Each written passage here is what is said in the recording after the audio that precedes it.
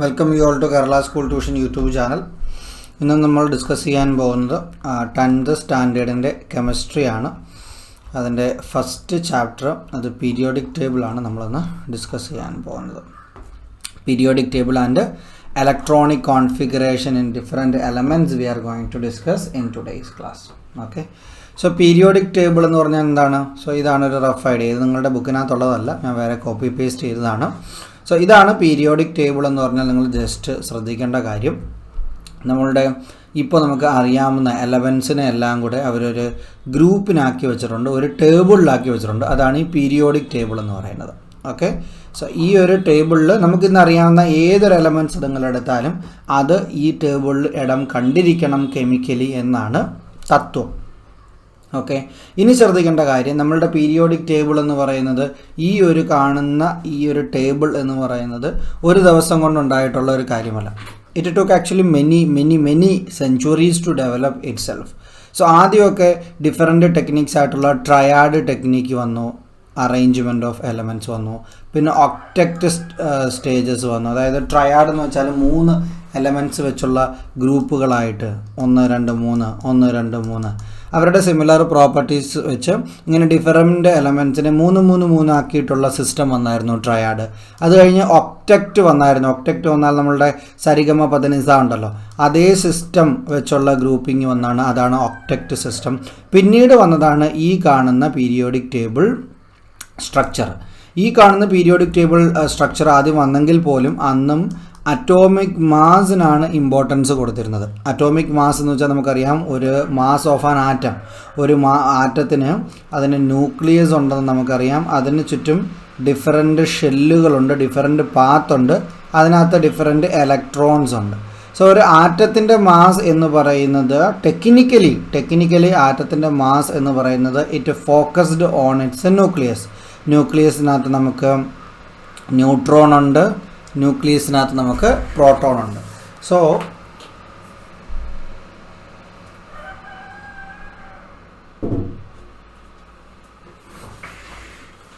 Effectively ഒരു ആറ്റത്തിൻ്റെ mass focused on its nucleus ആണ്. കാര്യം ഇലക്ട്രോണിൻ്റെ മാസ് നെഗ്ലിജിബിൾ ആയിട്ടാണ് കൺസിഡർ ചെയ്യുന്നത്.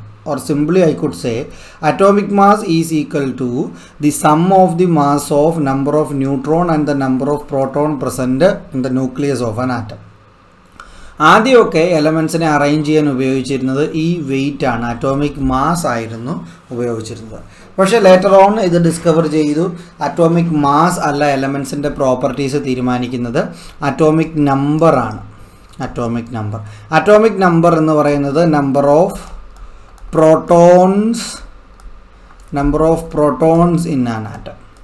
സോ അതാണ് അറ്റോമിക് നമ്പർ എന്ന് പറയുന്നത്. അപ്പോൾ ഇന്ന് നമ്മൾ കാണുന്ന ഈ മോഡേൺ പീരിയോഡിക് ടേബിൾ എന്ന് പറയുന്നത് അറേഞ്ച് ചെയ്തിരിക്കുന്നത് അറ്റോമിക് നമ്പറിൻ്റെ അടിസ്ഥാനത്തിലാണ്.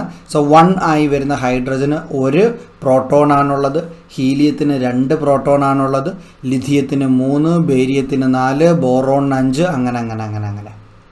ഇപ്പോൾ നിങ്ങൾ സെലിനിയം എടുത്ത് നോക്കിയാൽ അതിന് 34 പ്രോട്ടോൺസ് ഉണ്ട് അതിൻ്റെ ആറ്റത്തിൻ്റെ ന്യൂക്ലിയസിൽ. ഈ ഒരു എലമെൻ്റ് നിങ്ങളെടുത്ത് നോക്കിയാൽ 76 ഉണ്ട് പ്രോട്ടോൺസ്. സോ അറ്റോമിക് നമ്പറിൻ്റെ അടിസ്ഥാനത്തിലാണ് നമ്മളുടെ മോഡേൺ പീരിയോഡിക് ടേബിൾ ഓർഗനൈസ് ചെയ്തിരിക്കുന്നത്. So this is a first thing that you need to keep in your mind. Okay, what is the basis of classification of elements in the periodic table? Periodic table എലമെൻസിനെ classify ചെയ്തിരിക്കുന്നതിൻ്റെ basic എന്താണ്? ഞാൻ just പറഞ്ഞു നിങ്ങളോട്, atomic number. ഓർത്തോണം, ആദ്യമൊന്നും atomic number ആണ് ഉപയോഗിക്കേണ്ടതെന്നൊന്നും അറിയില്ലായിരുന്നു. But later on discovered that the properties of different elements depends upon the atomic number, the number of proton present, equally the number of electron present in an atom. So that's why atomic number chose as the basis of classification of elements in the modern periodic table. Okay, ഇനി ഇതിനകത്ത് നിങ്ങൾ കാണേണ്ട കാര്യം എന്താണെന്ന് വെച്ചാൽ, so ഈ periodic table നിങ്ങൾക്ക് just ശ്രദ്ധിച്ച് നോക്കിയാൽ മനസ്സിലാവും, ഇവിടെ ഒരു കോളമുണ്ട്. സോ നമ്മളെപ്പോഴും പറയുന്നത് എന്തുവാ, ഇതാണ് ഒരു കോളം. സോ ഇത് ഗ്രൂപ്പ് 1, അതൊരു കോളമാണ്. സോ ഓരോ കോളവും ഓരോ ഗ്രൂപ്പാണ്. ഇത് ഗ്രൂപ്പ് 1, ഇത് group 2, group 3 4 5 6 7 8 9 10 11 12 13, 14, 15, 16, 17, 18. So how many groups are there totally in the modern periodic table? There are 18 groups. So how many groups are there in a modern periodic table? There are 18 groups in a modern periodic table. So അത് clear ആയി നമുക്ക്. Total 18 groups ഉണ്ട്. മറന്നു പോവോ? ഇല്ല. അപ്പം hydrogen which group it comes? Hydrogen ഏത് ഗ്രൂപ്പിലാണ് വരുന്നത്? ഹൈഡ്രജൻ വരുന്നത് ഗ്രൂപ്പ് 1 ആണ്. ഹീലിയമോ? ഹീലിയം വരുന്നത് ഗ്രൂപ്പ് 2ലാണ്. അപ്പോൾ അതിനകത്തൊന്നും ഒരു വ്യത്യാസവും ഇല്ലാതെ മറന്നു പോകരുത് നിങ്ങൾ. ഹൈഡ്രജൻ ഗ്രൂപ്പ് 1 ആണ്, ഹീലിയം ഗ്രൂപ്പ് 2 ആണ്. ഓക്കെ, മനസ്സിലായില്ലേ? ഇനി നമ്മൾ നോക്കേണ്ടത് പീരീഡ്. പീരീഡ് എന്ന് പറയുന്നത് ഈ ഹോറിസോണ്ടൽ ലൈൻസിനെയാണ് പീരീഡ് എന്ന് പറയുന്നത്. സോ നിങ്ങൾക്ക് ഇവിടെ കാണാം, ഇവിടെ എഴുതിയിരിക്കുന്നതാണ് period. Period 1, period 2, period 3, period 4, period 5, period 6, period 7. So ഹോറിസോണ്ടലായിട്ട് നമ്മൾ നോക്കിക്കഴിഞ്ഞാൽ ഓരോന്നും ഓരോ പീരീഡാണ്, അല്ലെങ്കിൽ ഓരോ റോയും ഓരോ പീരീഡാണ്. ഓരോ കോളവും നോക്കിക്കഴിഞ്ഞാൽ ഓരോ ഗ്രൂപ്പാണ്. So in A modern periodic table each column represent group. In a modern periodic table, each rows represent period. So the first periodilana hydrogen വരുന്നത്, ഹീലിയം വരുന്നത്. സെക്കൻഡ് പീരീഡിലാണ് lithium, barium, boron, carbon, nitrogen ഇതെല്ലാം വരുന്നത്. So you need to know that also. ഇനി അത് കഴിഞ്ഞ് നിങ്ങൾ ശ്രദ്ധിക്കേണ്ട വേറൊരു കാര്യം എന്ന് പറയുന്നത്, ഇവിടെ എല്ലാം നമ്പർ പ്രോപ്പറായിരുന്നു. 52 കഴിഞ്ഞാൽ 53, 54, 55, 56, 57 കഴിഞ്ഞാൽ ഒരു ജമ്പിങ് ആണ് 72ലോട്ട്. പിന്നെ എല്ലാം ഓക്കെയാണ്. 72, 73, 74, 86, 87, 89 കഴിഞ്ഞാൽ വീണ്ടും ഒരു ജമ്പാണ് 104ലോട്ട്. മനസ്സിലാവുന്നു? സോ 57ൽ ലാന്തനൈഡ് എന്ന് പറയുന്ന എലമെൻസും ഇത് ആക്ടിനൈഡ് എന്ന് പറയുന്ന എലമെൻറ്റുമാണ്. സോ ലാന്തനൈഡും ആക്ടിനൈഡിന് ശേഷമുള്ള ജമ്പിങ് ആണ് നിങ്ങൾ കാണുന്നത്. സോ ലാന്തനോയിഡ് സീരീസ് എന്ന് പറയുന്നത് ഈ ലാന്തനൈഡിന് ശേഷം വരുന്ന എലമെൻസിൻ്റെ ആ സീരീസാണ് ലാന്തനോയിഡ് എന്ന് പറയുന്നത്. ആക്ടിനോയിഡ് എന്ന് പറയുന്ന സിമിലർലി ആക്ടിനൈഡ് എലമെൻറ്റിന് ശേഷം വരുന്ന സീരീസാണ്. ഇവരെ സെപ്പറേറ്റ് ആക്കി 2 പീരീഡാക്കി വെച്ചിരിക്കുകയാണ്. ഇത് കാണാം നിങ്ങൾക്ക്, LA6 അതേ 6th പീരീഡ് തന്നെയാണ് ഇവനും. ഇത് 7 ആണ്, 7th പീരീഡ് തന്നെയാണ് ഇവനും. സോ എന്തുകൊണ്ടാണ് പീരീഡ് 6, 7, 1, 2, 4 വരുന്നതെന്ന് ഞാൻ പറഞ്ഞു തരാം നിങ്ങൾക്ക്. Don't worry. എന്തുകൊണ്ടാണ് ഡിഫറെൻറ്റ് ഗ്രൂപ്പ്സ് വരുന്നതെന്ന് ഞാൻ പറഞ്ഞുതരാം. ഇനി എന്തുകൊണ്ടാണ് ഈ ലാന്തനൈഡ്സിനെയും ആക്ടിനൈഡ്സിനെയും സെപ്പറേറ്റ് ആക്കി വെച്ചിരിക്കുന്നതെന്ന് വെച്ചാൽ, ഇവന്മാരെ പ്രോപ്പറായിട്ട് നമുക്കൊരു ഗ്രൂപ്പിൽ ഉൾപ്പെടുത്താൻ പറ്റിയില്ല. പക്ഷേ പീരീഡിന് പ്രശ്നമില്ല. 6th പീരീഡ്, 7th പീരീഡാണ് ഇവന്മാർ രണ്ടും. പക്ഷേ ഇവന്മാരെ നമ്മളുടെ മെയിൻ പീരിയോഡിക് ടേബിളിൻ്റെ ഒരു ഗ്രൂപ്പിൽ ഉൾപ്പെടുത്താൻ പറ്റിയില്ല. ഇവന്മാരുടെ പ്രോപ്പർട്ടീസ് ഡിഫറൻ്റ് ആണ്. നിങ്ങൾ ഈ ഓരോ ഗ്രൂപ്പ് എടുത്ത് നോക്കിയാലും ഒരു ഗ്രൂപ്പിലുള്ള എലമെൻറ്റ്സ് തമ്മിൽ പ്രോപ്പർട്ടീസ് ഓൾമോസ്റ്റ് സിമിലർ ആയിരിക്കും. So ഒരു group always signifies that the elements possess some similarities in their characters. Okay, that is actually the significance of this group. മനസ്സിലായോ? ഇനി അത് കഴിഞ്ഞ് നിങ്ങൾ പഠിക്കും നോബിൾ ഗ്യാസസ്. 18th ഗ്രൂപ്പ് ഈ കളറിങ് കണ്ടാൽ മനസ്സിലാവും. അതിനെ നോബിൾ ഗ്യാസസ് അല്ലെങ്കിൽ ഇനേർട്ട് ഗ്യാസസ് എന്ന് പറയും. അത് കഴിഞ്ഞാൽ നിങ്ങൾ 17th ഗ്രൂപ്പിനെ ഹാലജൻ ഗ്രൂപ്പ് എന്ന് പഠിക്കും. നിങ്ങൾ ഫ്ലോറിൻ, ക്ലോറിൻ, ബ്രോമിൻ, അയഡിൻ, അസ്റ്റാറ്റിനെയൊക്കെ നിങ്ങൾ ഹാലജൻ ഗ്രൂപ്പ് എന്ന് പഠിക്കും. മനസ്സിലാവുന്നോ? അത് കഴിഞ്ഞാൽ നിങ്ങൾ ആൽക്കലി മെറ്റൽ പഠിക്കും, ആൽക്കലി എർത്ത് മെറ്റൽ പഠിക്കും, ട്രാൻസിഷൻ മെറ്റൽസ് പഠിക്കും. ഇതാണ് ട്രാൻസിഷൻ.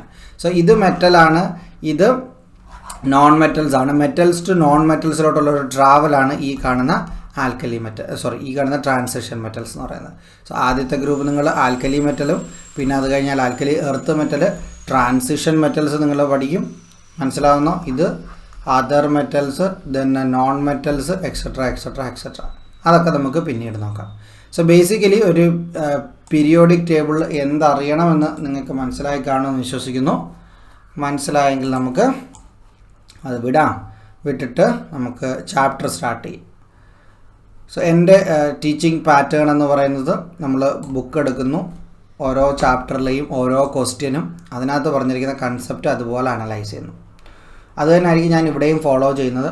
ബട്ട് നിങ്ങൾ SSLC ആയതുകൊണ്ട് 10th ക്ലാസ് ആയതുകൊണ്ട് ബുക്കിഷ് വേ എന്നതിലുപരി കൺസെപ്ച്വലായിട്ടും കൂടെ നിങ്ങൾക്ക് അറിഞ്ഞിരിക്കണം. So once the chapter is finished, definitely I will be revisiting the concept again in that order. Okay, So I believe I am making it clearer for you.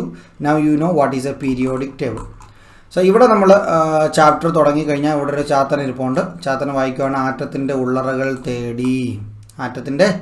ഉള്ളറകൾ തേടി periodic table and electronic configuration. Is there an atom model other than Bohr's model? So Bohr's model atom model അല്ലാതെ വേറെ atom model ഉണ്ടോ? Are there shells inside the shell? ഷെല്ലിനകത്ത് ഷെല്ലുകളുണ്ടോ? So ഇതൊക്കെയാണ് നമ്മളുടെ ചാത്തൻ ഇവിടെ ഇരുന്ന് വായിക്കുന്നത്. ഓക്കെ, സോ നല്ല പഠിക്കുന്ന കുട്ടിയാണ്. കാര്യം നോക്കിക്കഴിഞ്ഞാൽ അവൻ്റെ ബാക്കിൽ അവൻ പീരിയോഡിക് ടേബിൾ തൂക്കിയിട്ടിട്ടുണ്ട്. ആ പീരിയോഡിക് ടേബിളിൽ ചില ഹിൻറ്റുകൾ കൊടുത്തിട്ടുണ്ട്. ഈ ചാപ്റ്ററിൽ നിങ്ങൾ എന്തൊക്കെയാണ് കാണാൻ പോകുന്നതെന്ന്. S block, P block, D block, F block. മനസ്സിലാവുന്നോ? S block, P block, D block, F block. എന്താണ് ഈ ബ്ലോക്കുകൾ? ഈ ബ്ലോക്കും താലൂക്കൊക്കെ നമുക്ക് ചാപ്റ്റർ പഠിക്കുമ്പം പഠിക്കാം. Ready? So you may have some same curiosity is that of a child. Do you? നിങ്ങൾക്കുണ്ടോ അങ്ങനെ ഒരു curiosity? When you have read about the structure of the atom. So the scientific community has developed the concept about an atom through many experiments and assumptions. So assumptions important ആട്ടോ. എപ്പോഴും findings മാത്രമല്ല ഊഹാപോഹങ്ങളും കാണും അതിനകത്ത്. So you know that the periodic table in which there is a comprehensive classification of elements is based on atomic structure. So ആറ്റത്തിൻ്റെ structure അനുസരിച്ചാണ് എലമെൻസിനെ നമ്മളിവിടെ classify ചെയ്തിരിക്കുന്നത്. So what is the basis of classification of elements in a periodic table? It is the atomic number. Atomic number അനുസരിച്ചാണ് നമ്മൾ ഇവന്മാരെ classify ചെയ്യുന്നത്. ഇനി if you know the atomic number of an element, you can determine its position and nature from the periodic table. So ഒരു എലമെൻറ്റിൻ്റെ atomic number നിങ്ങൾക്ക് അറിയാമെങ്കിൽ definitely അതിൻ്റെ പൊസിഷനും അതിൻ്റെ നേച്ചറും പീരിയോഡിക് ടേബിളിൽ നിന്ന് ആ എലമെൻറ്റിൻ്റെ പൊസിഷനും നേച്ചറും നിങ്ങൾക്ക് മനസ്സിലാവും. ഫോർ എക്സാമ്പിൾ ഇവിടെ കൊടുത്തിട്ടുണ്ട് അറ്റോമിക് നമ്പർ 11. ഐ ബിലീവ് ഇപ്പോൾ നിങ്ങൾ ബോർ മോഡൽ ഓഫ് ആറ്റം പഠിച്ചിട്ടുണ്ടായിരിക്കും. ഒരു ആറ്റത്തിനകത്ത്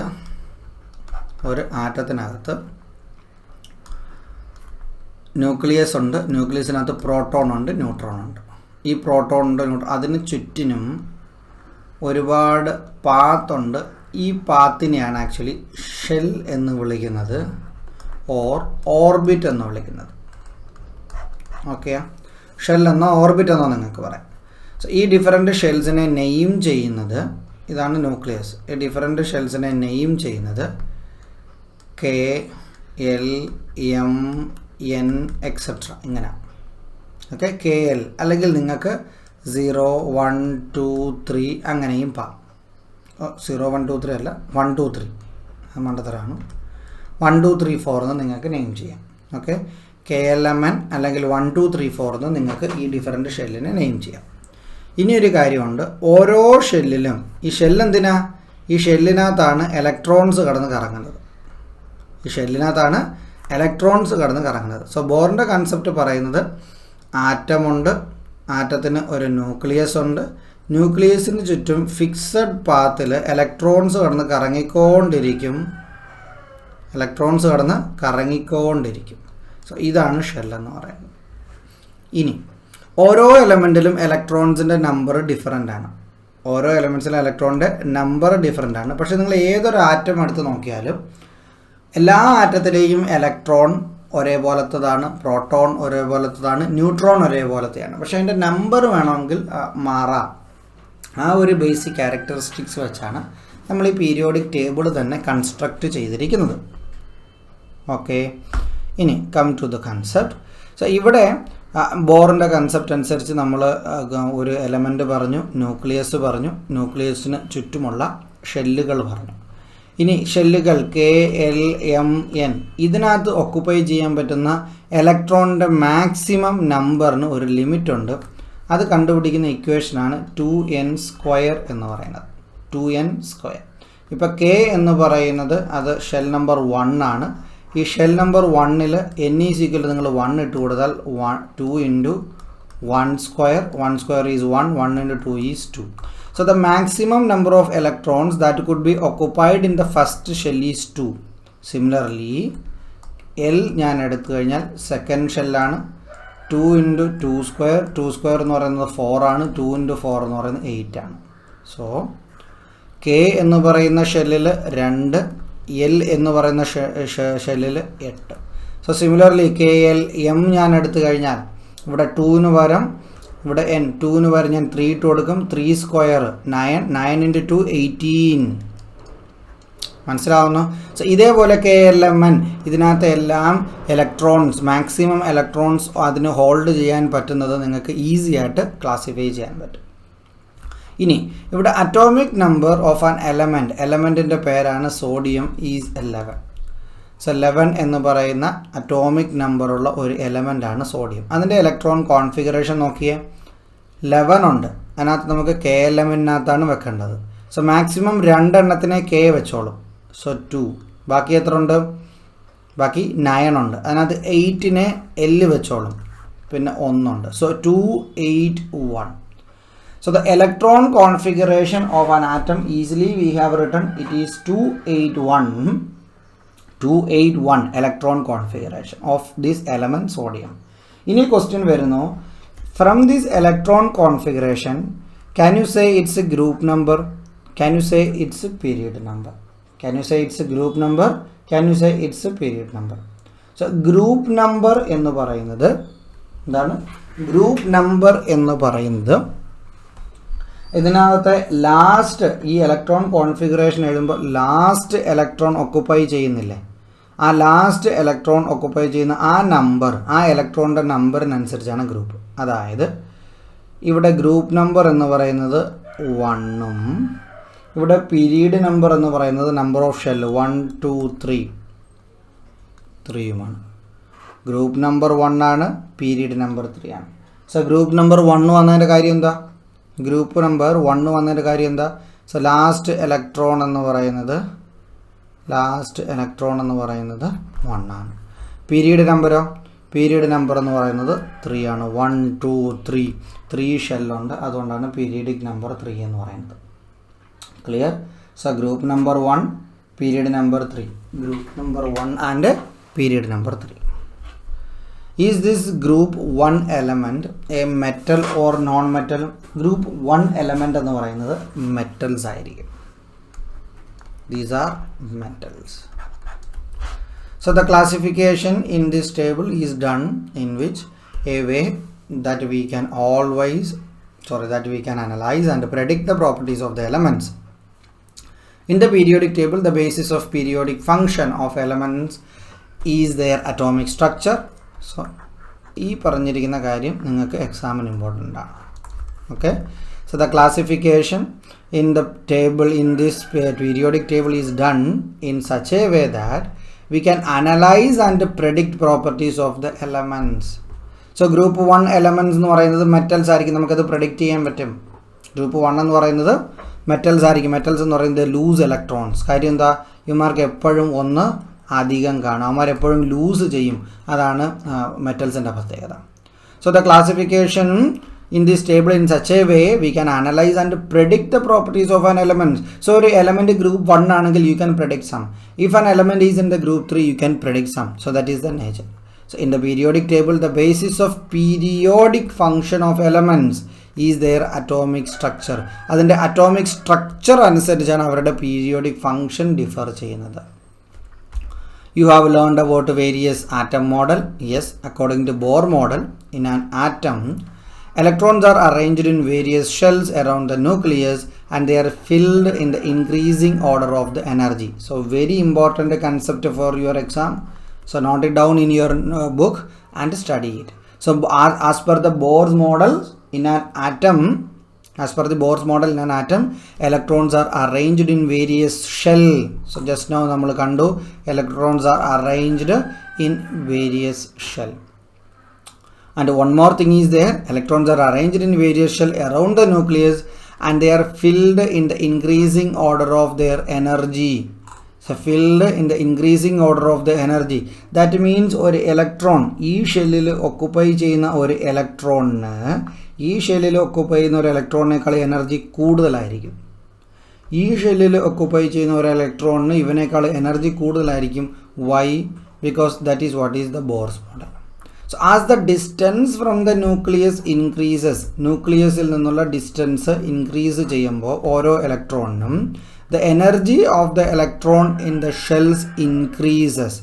So as the distance from the nucleus increases, the energy of the electrons in the shell increases and the attractive force between the nucleus and the electron decreases. So nucleusum ഈ ഇലക്ട്രോണും തമ്മിലുള്ള attractive force കുറയും. കാര്യം distance കൂടുന്നു. ആ distance കൂടുന്നതിനനുസരിച്ച് ഇലക്ട്രോണിൻ്റെ എനർജിയും കൂടുന്നു. ഫൈൻ. നൗ അറ്റോമിക് നമ്പർ മൂന്നുള്ള ലിഥിയം എടുത്തിരിക്കുകയാണ്. So the electronic configuration of lithium 3 എന്ന് പറയുമ്പോൾ 2 1 എന്നാണെന്ന് നമുക്കറിയാം. ഇവിടെ എഴുതിയിട്ടുണ്ട് 2 1. So like this, write the electronic configuration of the sodium and argon. ഇവിടെ സോഡിയം അതിൻ്റെ നമ്പർ തന്നിട്ടുണ്ട് 11, ആർഗൺ 18. ഇതിൻ്റെ ഇലക്ട്രോണിക് കോൺഫിഗറേഷൻ എഴുതാനാണ് തന്നിരിക്കുന്നത്. ഈസി അല്ലേ? ആദ്യത്തേനകത്ത് എന്തായാലും 2 വരും, അടുത്തതിനകത്ത് 8 വരും. 8 2 10, പിന്നെ 11 1. So sodium okay. പിന്നെ വരുന്നത് ആർഗൺ. ആർഗണിൻ്റെ സിമിലർലി ആണ്. ഇവിടെ 2 വരും, പിന്നെ 8 വരും. 8 2 10 ആയി, പിന്നെ എത്ര 18. 18 ആകുമ്പോൾ 8 കൂടെ ഉണ്ട്. So the electronic configuration of sodium and argon return. So ഈ ബുക്കിൽ നിങ്ങൾക്ക് അറിയേണ്ട വേറൊരു കൺസെപ്റ്റാണ് ഇത്. ഡിഫറെൻറ്റ് എലമെൻറ്റ്സ് തരും, അവരുടെ ഇലക്ട്രോണിക് കോൺഫിഗറേഷൻ ബോർസ് മോഡൽ അനുസരിച്ചുള്ള ഇലക്ട്രോണിക് കോൺഫിഗറേഷൻ നിങ്ങളോട് എഴുതാൻ ചോദിക്കും. That you should know. Fine. So how many electrons present in the M shell, the outermost shell of an argon? ആർഗൻ്റെ M ഷെല്ലിൽ എത്ര ഇലക്ട്രോൺസ് പ്രസൻ്റ് ആണ്? 8% ആണ്. ശരിയല്ലേ? What is the maximum number of electrons that can be accommodated in the M shell? M ഷെല്ലിന് accommodate ചെയ്യുന്നത് maximum number of electrons നമുക്കറിയാം. Equation 2n² ആണ്. KLM. M എന്ന് പറയുന്നത് 3 ആണ്. 1 2 3. സോ 3 2 × 3ൻ്റെ സ്ക്വയർ 3 9 9 2 18 18. സോ മാക്സിമം 18 ഒക്കുപ്പൈ ചെയ്യാൻ പറ്റും. അതിനകത്ത് 8 ഒക്കുപ്പൈ ചെയ്ത് നമ്മൾ കണ്ടു. സോ ആർഗണിൻ്റെ atomic number എത്ര? 18. Now we are moving to next element. Its atomic number is 19. That is known as the potassium. So potassium element that is next to argon has 1 electron more than the argon. So argon 18 ആണ് atomic number എങ്കിൽ പൊട്ടാസ്യത്തിന് 19 ആണ്. അതായത് ഇതിനേക്കാൾ ഒരു electron കൂടുതലുണ്ട് ഇതിനകത്ത്. ഒരു proton കൂടുമ്പോൾ ഒരു ഇലക്ട്രോണും കൂടില്ലേ? മനസ്സിലായല്ലേ? അറ്റോമിക് നമ്പർ എന്ന് പറയുന്നത് നമ്പർ ഓഫ് പ്രോട്ടോൺ ആണ്. പക്ഷേ നമുക്കറിയാം ആറ്റം ന്യൂട്രൽ ആയതുകൊണ്ട് എപ്പോഴും ഒരു ആറ്റം എടുത്തു കഴിഞ്ഞാൽ പ്രോട്ടോണിന് ഈക്വലായിട്ട് ഇലക്ട്രോൺ നമ്പർ കാണും. അതായത് അറ്റോമിക് നമ്പർ എന്ന് പറയുന്നത് നമ്പർ ഓഫ് ഇലക്ട്രോൺ എന്ന് പറഞ്ഞാലും തെറ്റില്ല. ഓക്കെ. സോ ഇവിടെ ഇലക്ട്രോണിൻ്റെ നമ്പർ കൂടുമ്പോൾ അറ്റോമിക് നമ്പർ കൂടുമ്പം ഓട്ടോമാറ്റിക്കലി ഇലക്ട്രോണിൻ്റെ നമ്പറും കൂടും. ഇവിടെ ആർഗൺ 18 ആയിരുന്നു, അതിൻ്റെ 18 ഇലക്ട്രോൺസ് ഉണ്ട്. 19 എന്ന് പറയുന്നത് പൊട്ടാസ്യമാണ്, അതിനകത്ത് 19 ഇലക്ട്രോൺസ് ഉണ്ട്. But the electronic configuration of potassium is 2881. So നമ്മളെന്തോ എക്സ്പെക്റ്റ് ചെയ്യുന്നത്? നമ്മൾ എക്സ്പെക്റ്റ് ചെയ്യുന്നത് ആർഗൺ എന്ന് പറയുന്നത് 288 ആണ്. സോ ഈ ലാസ്റ്റിന് 18 ഹോൾഡ് ചെയ്യാൻ പറ്റും താൻ. അപ്പോൾ നമ്മൾ വിചാരിക്കും അറ്റോമിക് നമ്പർ 19 ഉള്ള ഒരു എലമെൻ്റ് എടുത്താൽ 289 എന്നും 20 എടുത്താൽ 2810 എന്നും 28 എടുത്താൽ 2818 ഇതാണ് നമ്മൾ എക്സ്പെക്റ്റ് ചെയ്യുന്നത്. But this is wrong. Okay, this is wrong. ഇവിടെ 8 വന്നു കഴിഞ്ഞാൽ ഇവിടെ വീണ്ടും അടുത്ത ഷെല്ലിലോട്ട് പോകും. അതിനൊരു കാരണമുണ്ട്. ആ കാരണമാണ് നമ്മൾ സബ്ഷെൽ എന്ന രീതിയിൽ ഈ ചാപ്റ്ററിൽ ഇന്നത്തെ ക്ലാസ്സിൽ പഠിക്കാൻ പോകുന്നത്. മനസ്സിലാവുന്നോ? So the electronic configuration of potassium with the atomic number 19 is 2881 instead of 289. So this is wrong. Okay, this is right. Why does the last electron of potassium goes to the 4th shell? So എന്തുകൊണ്ടാണ് പൊട്ടാസ്യത്തിൻ്റെ 4th ഷെല്ലിലോട്ട് പോയത് instead of occupying the 3rd shell? Okay, that's what we are going to study in today's class.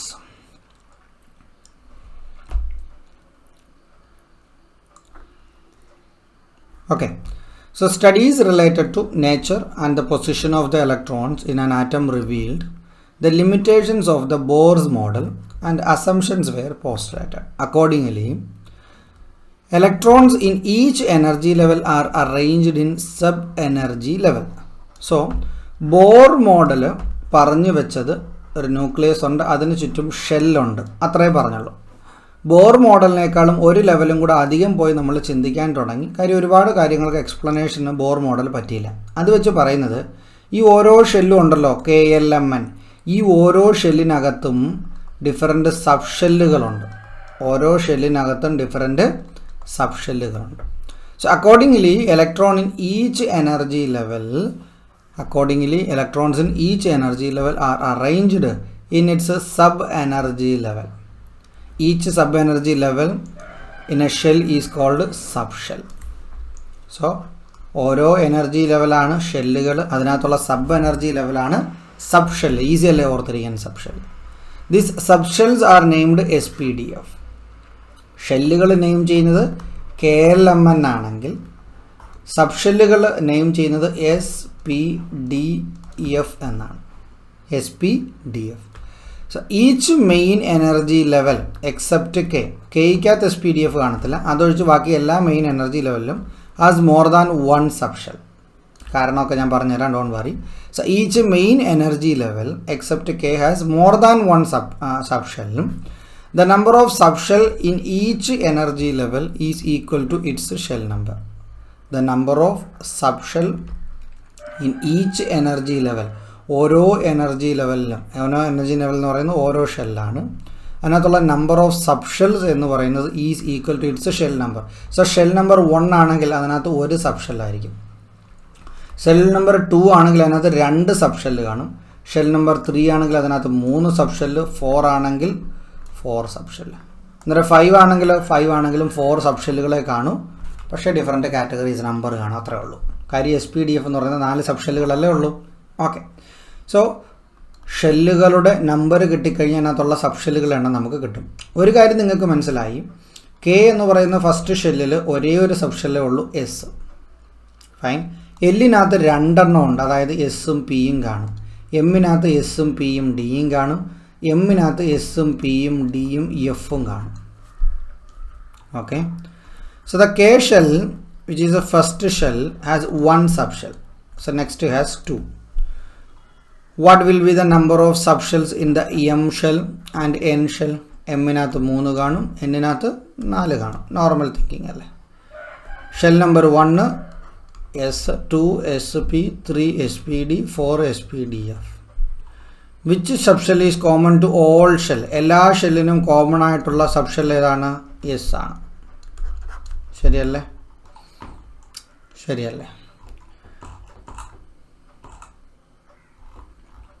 മനസ്സിലായോ അത്രയും? അപ്പോൾ നിങ്ങൾക്ക് മനസ്സിലായി ഷെല്ലുണ്ടെന്ന്, ഷെല്ലിനൊരു sub ഷെല്ലുണ്ടെന്ന കാര്യം മനസ്സിലായി. How can you identify the shell in which each sub shell belong to? ഓരോ ഷെല്ലും ഇപ്പോൾ എല്ലാ എസും പിയും ഡിയും എഫും ആണെങ്കിൽ, ഓക്കെ, ഞാൻ പറഞ്ഞു ഒരു ഡി. സോ ഈ ഡി സബ് ഷെല്ല് ഏതിനകത്താണ്? ഫസ്റ്റ് ഷെല്ലിനാണോ സെക്കൻഡ് ഷെല്ലിനാണോ? അതിന് ഞാൻ ഇവിടെ ഒരു നമ്പറും കൂടെ ഇങ്ങോട്ട് കൊടുക്കും. സോ 1D എന്ന് പറഞ്ഞാൽ ഫസ്റ്റ് ഷെല്ലിനകത്ത് വരുന്ന തേർഡ് സബ് ഷെല്ലാണ്. പക്ഷേ ഫസ്റ്റ് ഷെല്ലിനകത്ത് അതില്ലാത്തതുകൊണ്ട് ഞാൻ 3D എന്ന് പറഞ്ഞാൽ മിനിമം 3 അത് തുടങ്ങും. മനസ്സിലാവുന്നു? ഇപ്പോൾ എസ് ആണെങ്കിൽ അതിനെ ഞാൻ 1S എന്നും 2S എന്നും 3S എന്നും 4S എന്നും എല്ലാം എനിക്ക് പറയാൻ പറ്റിയ കാര്യം എസ് എന്ന് പറയുന്നത് it's common to on shell. P ആണെങ്കിൽ 2P തൊട്ട് തുടങ്ങിക്കണം, 3P 4P etcetera. SPD, D ആണെങ്കിൽ 3D തൊട്ട് തുടങ്ങിക്കണം, എഫ് ആണെങ്കിൽ 4F തൊട്ട് തുടങ്ങിക്കണം. സോ പറഞ്ഞു വരുന്നത്, ഒരു സബ് ഷെല്ല് ഏത് ഷെല്ലിലാണ് ബിലോങ്സ് ചെയ്യുന്നതെന്ന് അറിയണമെങ്കിൽ അവൻ്റെ ലെഫ്റ്റ് സൈഡിൽ ഒരു നമ്പറും കൂടെ കാണും. ആ നമ്പറിനനുസരിച്ചാണ് ഏത് മെയിൻ ഷെല്ലിൻ്റെ സബ് ഷെല്ലാണെന്ന് നമുക്ക് മനസ്സിലാവുന്നത്. അതായത് സോ ഫസ്റ്റ് ഷെല്ലിനകത്ത് വരുന്ന സബ് ഷെല്ലിനെ നമ്മൾ 1S എന്നും, സെക്കൻഡ് ഷെല്ലിനകത്ത് വരുന്ന സബ് ഷെല്ലിനെ നമ്മൾ 2S എന്നും 2P എന്നും, തേർഡ് ഷെല്ലിനകത്ത് വരുന്ന സബ് ഷെല്ലിനെ നമ്മൾ 3S 3P 3D എന്നും, ഫോർത്തിനകത്ത് വരുന്നതിനെ നമ്മൾ 4S 4P 4D 4F എന്നും നെയിം ചെയ്യും. മനസ്സിലാവുന്നു? The number of electrons in subshell, അതാണ് ഇനി അടുത്ത കാര്യം. The number of electrons in A subshell. സിമ്പിളായിട്ട് പറഞ്ഞാൽ SPDFനകത്ത് ഒക്കുപ്പൈ ചെയ്യാൻ പറ്റുന്നത് 2, 6, 10, 14. ഓക്കെ, 2, 6, 10, 14 ആണ് ഇവിടെ ഉണ്ട്. എസിനകത്ത് ഒക്കുപ്പൈ ചെയ്യുന്നത് 2, പിക്ക് 6, 10, 14. എല്ലാത്തിൻ്റെയും കൂടെ 4 അങ്ങ് കൂട്ടി കൊടുത്താൽ മതി. 2ൻ്റെ കൂടെ 4 കൂട്ടിയ 6, 6ൻ്റെ കൂടെ 4 കൂട്ടിയ 10, 10ൻ്റെ കൂടെ 4 കൂട്ടിയ 14. സോ SPDFനകത്ത് ഒക്കുപ്പൈ ചെയ്യാൻ പറ്റുന്ന മാക്സിമം ഇലക്ട്രോൺസിൻ്റെ കൗണ്ടാണത്. ഓക്കെ, ഇനി ഇവിടെ എന്തോ പറഞ്ഞിരിക്കുന്നത് നമുക്ക് നോക്കാം.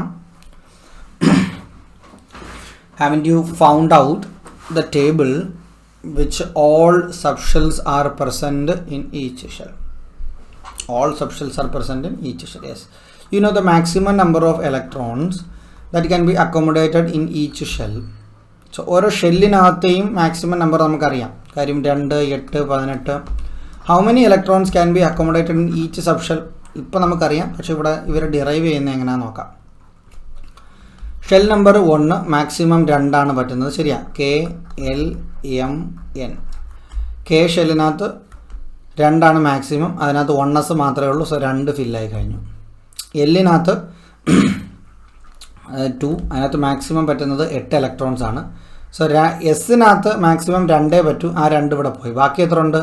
6. 6 + 2 അല്ലേ 8. 3. 3ക്കകത്ത് ആദ്യം മാക്സിമം എസിനകത്ത് മാക്സിമം 2, പിക്കകത്ത് ഇപ്പോൾ മാക്സിമം 6 ആയിട്ടുണ്ട്. സോ 6, 2 ഇത് നമുക്ക് ഓക്കെ. 6 + 2 8. സോ ഇതിനകത്ത് 10 ആയിരിക്കും. ഇവിടെ 32 ആണ്. 4th ഷെല്ലിനകത്ത് 32 ആണ്. അതങ്ങനെ കണ്ടുപിടിക്കുന്നത് 2 × 4 സ്ക്വയർ. 4 സ്ക്വയർ എന്നത് 4, 16, 16, 2, 32. ഓക്കെയാ. സോ ടോട്ടലി 32 ഇലക്ട്രോൺസ് ഉണ്ട് maximum possible in N shell, KLMN N shell. അതിനകത്ത് 2 ഇവിടെ പോയി, 6 ഇവിടെ പോയി, 10 ഇവിടെ പോയി, പിന്നെ വരുന്നത് എന്തുമായിരിക്കും? 14 ആയിരിക്കും. 10 + 6 16, 18 + 10 28 + 4 32. മനസ്സിലായോ? What is the maximum number of electrons that can be accommodated in the S shell? S ഷെല്ലിനകത്ത് പറ്റുന്ന മാക്സിമം നമ്പർ സബ്ഷെല്ലിനകത്ത് പറ്റുന്നത് 2 ആണ്. So among the 8 electrons in the second shell, 2 will be filled in S subshell. What may be the maximum number of electrons to be filled in P shell? Another 6 ആണ്. So you have seen the maximum number of electrons that can be accommodated in S and P. Fill the columns regarding the third shell. ആ box ഫിൽ ചെയ്യാനുള്ള കാര്യങ്ങൾ അവർ പറയാം. നമ്മൾ already ചെയ്ത് കഴിഞ്ഞു ഇതെല്ലാം കേട്ടോ. ഇതാണ് നിങ്ങൾ എക്സാമിന് ഓർത്തിരിക്കേണ്ടത്. SPDF എന്ന് പറയുന്ന സബ്ഷെല്ലുകളിൽ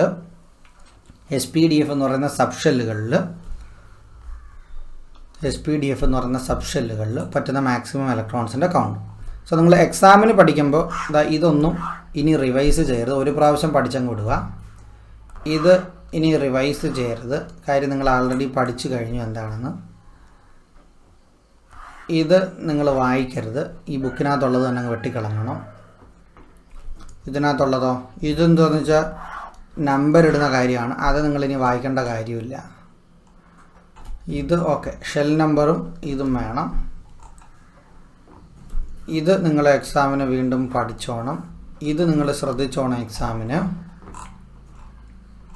മനസ്സിലാവുന്നോ? ഈ തിയറിയും കൺസെപ്റ്റും ഇത് ഓർത്തിരുന്നോണം എക്സാമിന്. കാണാതെ പഠിച്ചോണം, അത് വേണം. അത് ഈ മാക്കാച്ചിയുടെ തലയും കാര്യങ്ങളൊന്നും നമുക്ക് നോക്കണ്ട, വിട്ടുതരാം. അപ്പോൾ നമുക്ക് അടുത്തതിനകത്തോട്ട്. അപ്പോൾ എത്രയും പഠിച്ചു. ഇനി നമ്മൾ പഠിക്കാൻ പോകുന്നത് filling of electrons in the സബ്ഷെല്ലാണ് നമ്മൾ പഠിക്കുന്നത്. Filling of electrons in the subshell അടുത്ത ക്ലാസ് ഞാൻ പറഞ്ഞുതരാം.